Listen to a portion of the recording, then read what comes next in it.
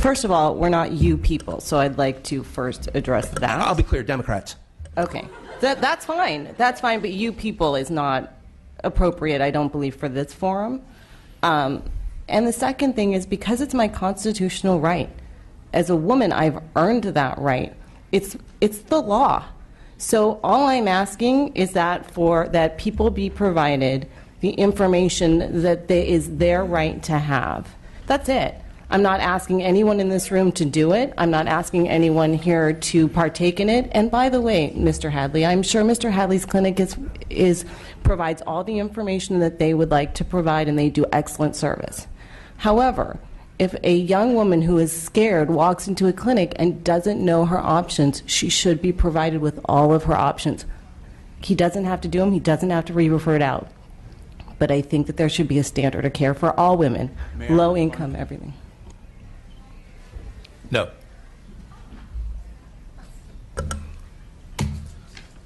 All right, since we won't be getting a chance to come back for comments, I mean, you make the bill sound like, baseball and motherhood and apple pie. Well, maybe not motherhood, but baseball and apple pie, and all we're trying to do is provide notice, but the unwillingness to take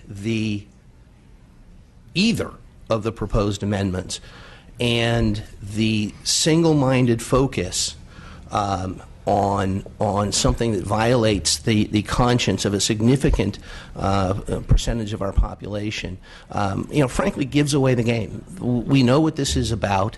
It is unfortunate. It is unfair. It is a misuse of government, and I do believe our oath requires us to respect the First Amendment rights of the men and women that were here testifying and the folks they represent. And for that reason, I will be a no on this bill.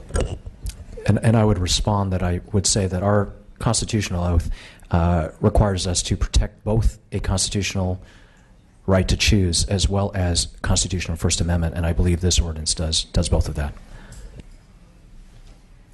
Mr. Gallagher? Yeah, I just wanted to summarize, my feelings and just talk to my fellow committee members about this bill. First of all, we're the Judiciary Committee. We have to be very concerned about constitutional issues. And I think this is very clearly, there's already federal law, case law on point that we can't do this. We can't force a small minority to put this out there when it's against their conscience, when it's against their beliefs. And when the government is requiring a completely private group to do it, when the government has so much more power, as it was said in that Evergreen case, the government, if it really wanted to make sure that everybody had the full range of information, the government has the money to embark on an advertising campaign. That's exactly what the court said. That is a more narrowly tailored way of doing it, where you could let all people know and embark on a much more public education campaign to ensure that women have the full range of options and information in making decisions. You can't require a completely private group who doesn't have the benefit of public funding. They get no public funding whatsoever. So they're already at a huge disadvantage in that respect. They make up the vast minority. We're talking about, I think it's 4% of the clinics in the entire state that we're putting this mandate on. All the other clinics don't have to do it. They're specifically exempted in the bill. So we're saying to 4% of the clinics, hey, you have to provide this information. It's clearly unconstitutional, and we shouldn't allow bills to pass out of this committee that we know aren't going to pass constitutional muster. I think the second thing is that I take pretty great umbrage with this NARAL report. I think it's clearly biased. They're going in for one reason and one reason only, to find something wrong. And I think if you go into any place and you're looking to try and find violations, you're going to find problems and you're going to go report them, right? And I know that if this was like focused on the family that came out with this report about, say, Planned Parenthood or some other public clinic, there's no way you would take that as, oh yeah, that's an objective information that should be the basis for legislation. So I think using that as the basis for this legislation, I would need something a whole lot more objective and third party that's not vested in this in this ideological fight in order for me to make that as the basis for legislation. But furthermore, all these people in here that came here today, the vast majority of which are women, strong, independent, caring, passionate women, who many of them were in the same exact case, in a crisis pregnancy, not knowing what to do, and went to the public clinics and feel like they didn't get the full range of information themselves. And that's exactly why these groups were formed in the first place, is because they're trying to provide alternatives. They're trying to provide that full spectrum that you're talking about. That's why all this private money has gone into it, that people believe in that. And to think that these women who came out here and testified today, and I know them because I talk to them a lot, actually, and I know where their heart is, and it's exactly where yours is, Assemblymember Burke, is that they want to make sure that women have information and the full spectrum. They spend hours counseling and talking women through this decision because they care. And so for NARAL to try and put the black mark on them and say, you guys are providing misinformation to people, not a one of these women would do that. Because, again, they were in the same position themselves. And to try and, make them look bad by this report, I think is completely, I take great umbrage with that. And the biggest thing that these places provide is they provide hope. I've been involved with my own local crisis pregnancy resource center. I support it. I hear the testimonials from women who went in there and they were helped. And I just heard one actually last week, a woman who went in, she was addicted to heroin, pregnant. What am I going to do? And talked with her counselor, with her advocate. And today, she did end up having the baby, but she's off heroin. And that's because her advocate helped her get into drug treatment, helped her get all the things that she could have so that she could provide a good life for her child. What is wrong with that? These people are providing a huge resource for us, and now we're going to kind of paint them in a bad light. I just don't think it's fair, and I agree. It's all about perspective. Like, you had your personal experience. There is also, and I just want to read this. This is on Yelp. Crazy that Yelp these days, you can get all kinds of testimonials. This is one from a woman who visited the Sac Life Center, and you guys all have it in your packet there. And it says, the Sac Life Center perhaps has pro-life leanings, but there are no priests with rosary beads or holy water or right-wing anti-abortion fanatics with baby killer signs lingering in the vicinity of the office, which I must add is very centrally located and quite convenient to park at. Believe me, by no means will you be made to feel pressured or guilted into a choice involving your body or bringing a life into the world at the Sac Life Center. Rather, you will receive an overabundance of information to help you make what may be the most difficult decision of your life. The NICE staff will help you with insurance or aid from the state if you need it. They will fill out all the paperwork for you. They will find a doctor for you. They won't give you information on abortion clinics, but easy enough to find that on Google. Women's Health Specialist, Planned Parenthood, etc. They even provide options for baby daddies to get information and advice. You will feel cared for. If you have a husband or partner or just want to be a mother, they will celebrate with you. If you are alone and scared, you won't be anymore. I'm not a religious person, but I can truly say that finding the Sac Life Center was a small miracle. And I think that this is important. So why are we attacking these groups? We should be supporting them. And that's why I'm urging this committee to either oppose this or let's make this, if we're trying to give notice to everybody, let's make it an even playing field and everybody has to provide notice of the services that are available, including this great asset of clinics around the state that provide women with an awesome environment, a caring environment, counseling, and help. Let's not make them the bad guy. Let's make everybody, let's show women that there's all kinds of services available to them. Thank you, Mr. Gallagher. Ms. Garcia. Thank you. So I've had the I've visited some of these centers near my district that service, and I want to say that a woman should have a choice about what we do with our bodies, and a choice about which facilities we go into and who we're going to be patronizing with. And so having these alternative centers is appropriate for some women, and I don't feel that this bill is taking that choice away. This bill is not taking the ability from these individuals, including those that are in my district, to continue to do that counseling, to continue to say, is adoption your path, or can I help you be a sponsor to help you get clean so that you can care for your child?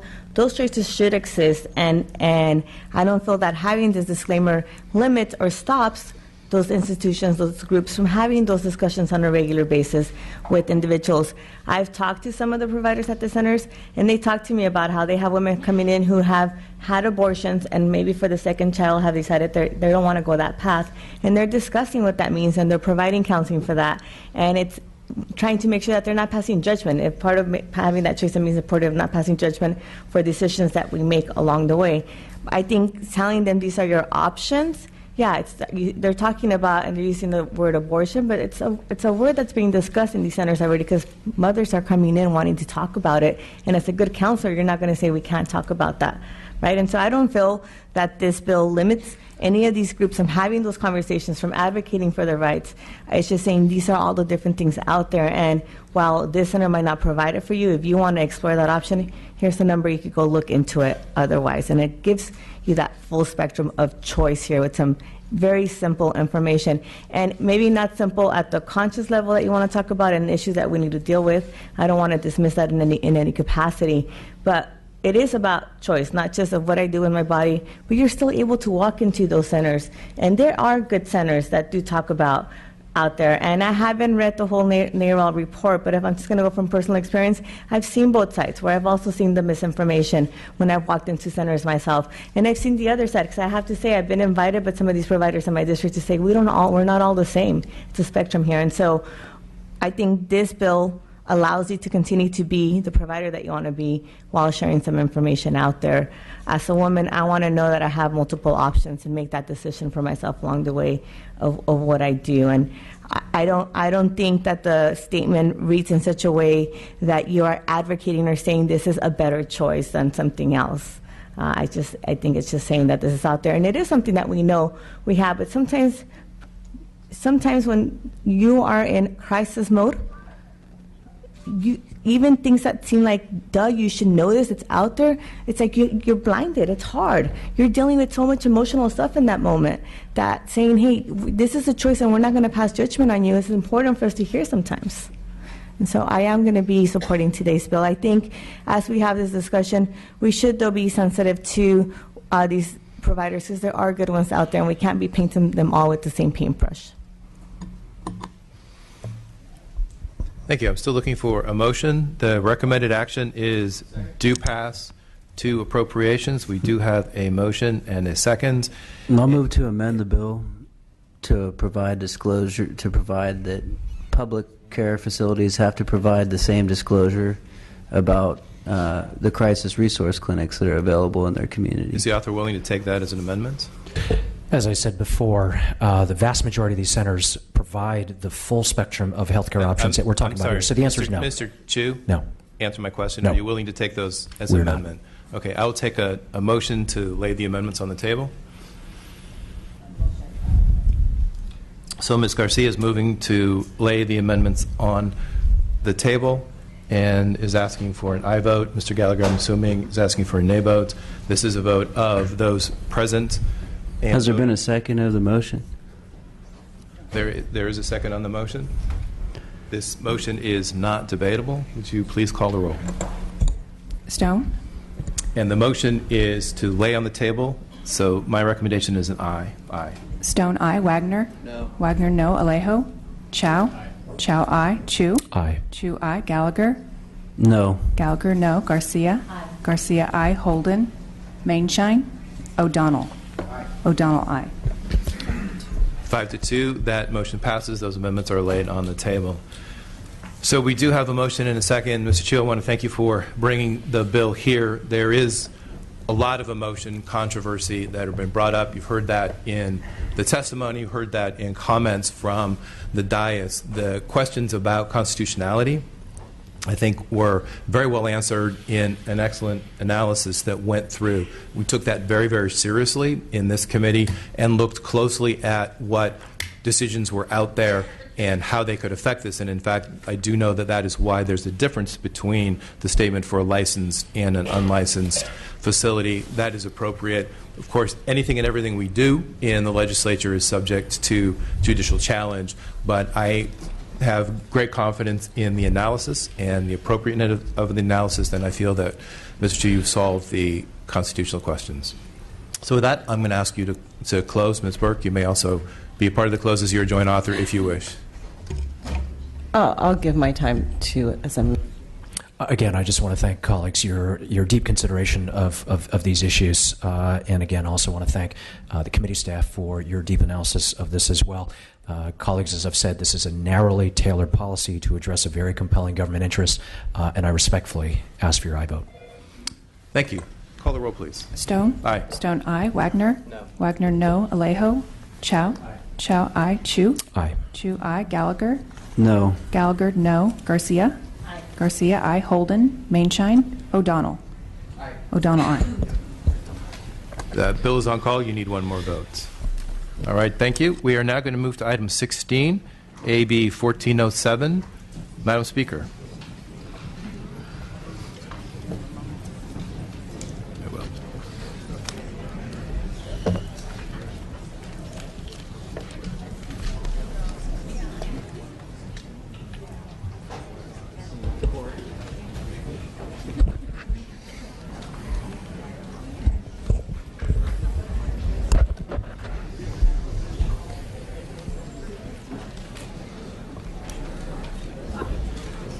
Madam Speaker, you may want to wait just a minute. Sure.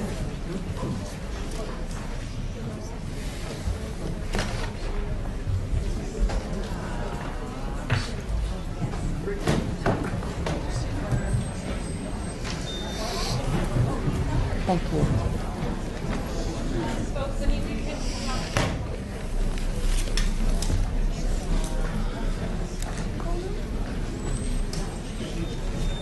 Thank you. Anytime you're ready. Thank you, Mr. Chairman and members. And I want to also thank you and your staff for working with me on the language, and I accept the amendments that you have in mock-up form. Thank you. I'm here to present Assembly Bill 1407. I'm sorry, did I hear a second? So we have a motion and a second, please. Thank you. I will be quick, Mr. Chairman. I'm here to present 1407 Assembly Bill, which will authorize a family law court to issue an order requiring a wireless telephone service provider to transfer the billing responsibility for and the rights to a wireless telephone number or numbers to the petitioner if the petitioner is not the account holder. This bill would also provide immunity to a wireless telephone service provider, its officers, employees, or agents for transferring the billing responsibility and rights to a wireless telephone number or numbers based on a court order. Current law provides no mechanism for victims of domestic violence to alter a shared family plan wireless telephone contract when the abuser or the other party is the primary account holder and refuses to release the number. Allowing these individuals to retain the use of an existing wireless telephone number and access to their contacts and other information stored within the phone is important to their safety and for their emotional support. It is especially critical as advances in wireless technology now allow abusers to monitor the victim's call records and sometimes their physical location using GPS-based location software. By approving Assembly Bill 1407, you will allow the requesting party to maintain an existing wireless telephone number and the numbers of any minor children in their care pursuant to a court order issued after a noticed motion and hearing during the pendency of court proceedings involving domestic violence. Here to testify in support of Assembly Bill 1407, is Beth Hassett with Women Escaping a Violent Environment, or WEAVE, and Bill Devine from AT&T. Thank you. Your witnesses, please.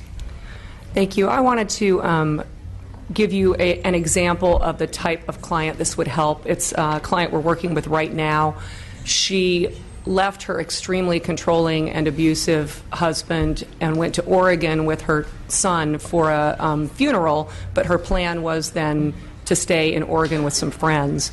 He was able to track her down using the GPS tracking system and looking at the phone calls she'd made. He figured out where she was staying, and he threatened to kill everyone that she was staying with, so she returned home and is in our safe house at this point. While she has a free phone through Verizon's Hope Line program that she can use in the safe house, she needs her phone. It has all her contacts and support system in it, and it has records that she's been keeping about the abuse that she really needs to get her protective order, and it's a huge barrier to her moving forward. And we see this time and again with people who are in our counseling program and in our legal program where they need access to their phone, and the abuser continues to manipulate them by turning off service, turning it back on, stalking where they are, and continuing to harass them through the use of their cell phone. So I urge an aye vote. Thank you. Members of the committee, my name is Bill Devine and I represent AT&T. We are here today to support AB 1407. I'd like to thank the Speaker for her leadership on this issue, as well as Weave, who has helped guide us in finding solutions. This bill addresses a procedural problem, the need for consent of a wireless telephone account holder to approve the transfer of telephone numbers and devices to a victim of domestic violence. The procedural solution that this bill authorizes gives the family court the opportunity to direct a wireless service provider to transfer control over the number and the device to the requesting victim of domestic abuse. It's very narrowly designed. As your committee report states, wireless devices are the lifeline for access to family and friends and support services and so much more in people's lives today. AB 1407 allows the court to direct that wireless provider to give the victims control over their devices and their numbers and their children's phones and devices. We believe it is a very simple, narrowly constructed solution to a problem for domestic victims, victims of domestic abuse, and we would request the support of the members of this committee. Thank you very much. Good afternoon, committee members. Laura Bennett with Verizon. I'd like to associate ourselves with the comments made by Bill Devine from AT&T. I want to thank the author and the committee for working with us and look forward to this bill going forward. Urge your support. Christy Weiss on behalf of T-Mobile in support of the bill, and we're pleased to be able to work with the Speaker and the sponsor to support our customers on this very important measure. Thank you. Good morning. Brenda Coleman here on behalf of Sprint. Also pleased to support this measure. Wish to thank the Speaker, her staff, and the committee for working with us, and urge your aye vote. Thank you. Lexi Howard on behalf of the California Judges Association. This is a good bill that makes sense for victims. Thank you. Any other witnesses in support?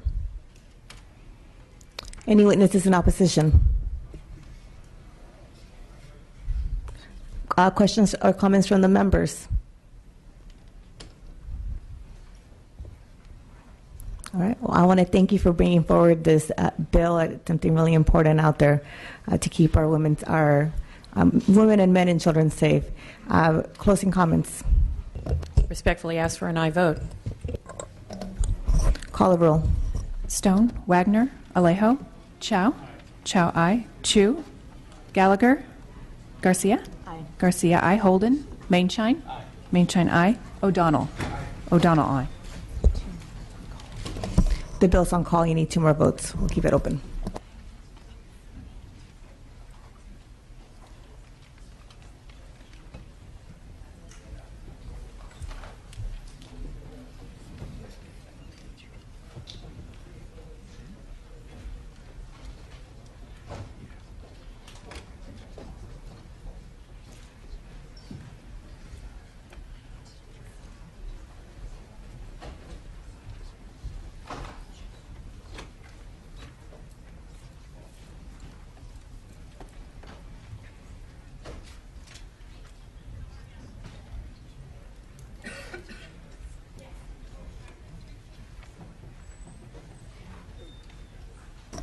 Item 4, AB 587.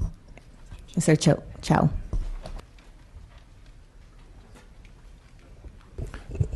Thank you very much, Madam Chair and members. Today I present to you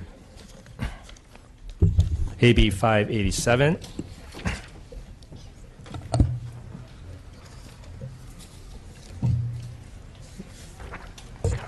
I'll be right back.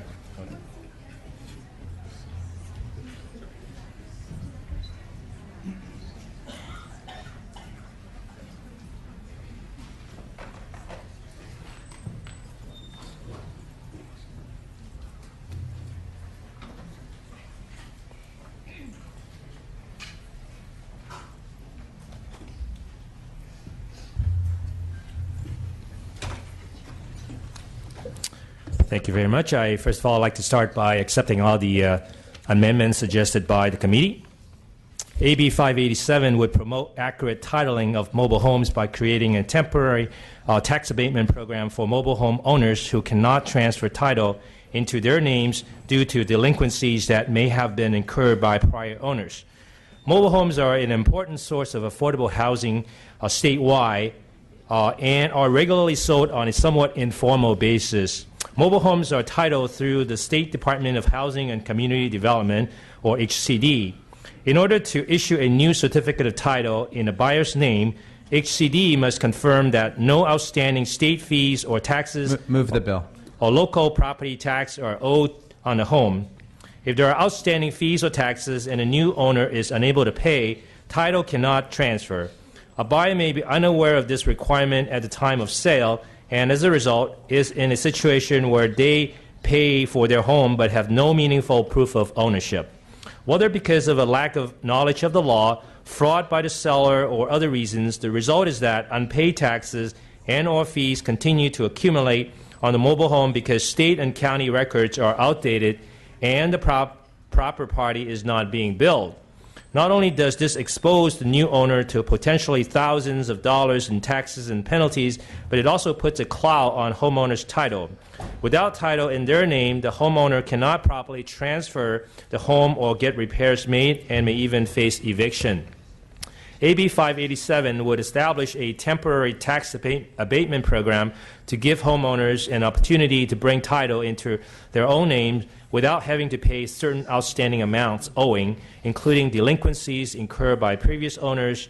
As the bill moves forward, I'm working with stakeholders to further refine the abatement program, as well as streamline the existing title transfer process to encourage accurate titling in the future, which will protect homeowners from fraud and ensure that state revenues increase through better procedures for collection.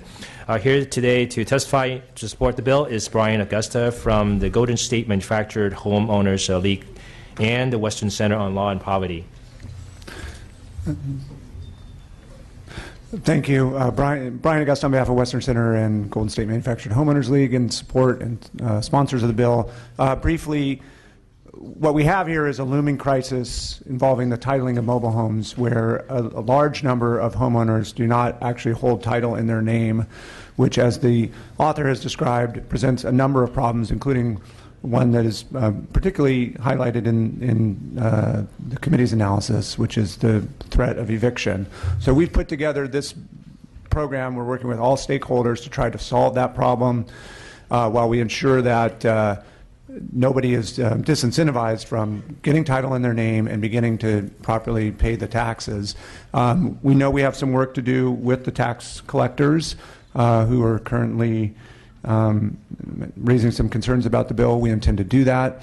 We think we will get both HCD, the tax collectors, the park owners, and the homeowners all on the same page on a program that will help solve this problem and put in place the tools to make sure it doesn't reoccur in California. So we would urge an aye vote. Any other members in support? Witnesses in opposition?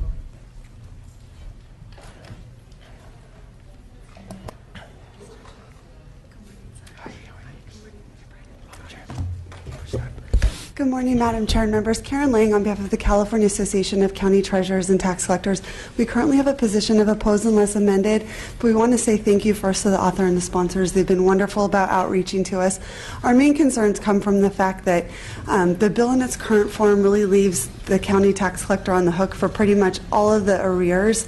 There's some paperwork that needs to be done when homes are sold, and I understand that sometimes folks don't know what they need to do, but our mission as the treasurer tax collector is to collect the tax. So the bill right now says don't do your job, and it's really hard for them. They have a mission, and so we're hoping we can get to a place where there might be a very small window looking back for folks. It sounds like HCD thinks it's really the 2, 3, 4 year of ownership that most of the folks that are having this problem, actually that's how long they've had the property. So we're hoping we can just do a smaller look back, and then also going forward, maybe bring all parties that are responsible for this together. Right now you shouldn't have a home in the park that's not current for registration, but it seems like park owners take the check. They don't really question who owns it. And so we think that there's other parties that need to bear some of the responsibility. But we, again, thank the author. We understand there's a problem. We don't disagree with that. It is a huge problem across the state. We just hope that we can limit the exposure that we have and also, fix the problem going forward. But again, thank you to the author. Thank you to the sponsors. We really appreciate being consulted and brought in. So with that, we are opposed unless amended, but we want to keep working with you. Anyone else in opposition? Bring it back to committee. Any comments or questions from the members? Mr. Chow, would you like to close? Absolutely. I look forward to continue working with the tax collectors and all stakeholders. We want to actually refine, as we go forward, refine the window or the look-back period, as been mentioned. We'll be happy to look at that a little bit more. And as far as the back taxes or the delinquent taxes, in fact, we're not forgiving the taxes that are owed prior to the prior owner. For example, we're looking at just a very tiny window, but yet I'm very willing to commit myself to working with all the stakeholders to make it a better bill. So with that, I respectfully ask for your aye vote. Thank you. And the motion is do pass as amended to appropriations. Please call the roll. Stone, Wagner. Aye. Wagner, aye. Alejo. Chow. Aye. Chow, aye. Chu. Chu, aye. Gallagher. Garcia. Aye. Garcia, aye. Holden. Mainshine. Aye. Mainshine, aye. O'Donnell. You need one more vote. It's on call. We'll leave the roll open. Thank you very much. We're looking for members and authors.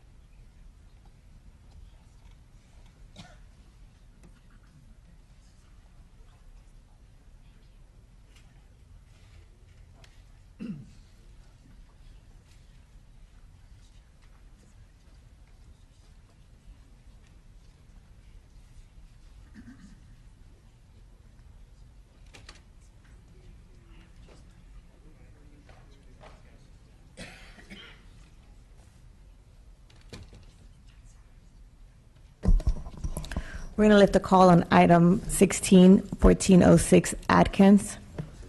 Please call the absent members. Stone, Wagner. Aye. Wagner, aye. Alejo. Chu. Aye. Chu, aye. Gallagher. Holden. That bill is out.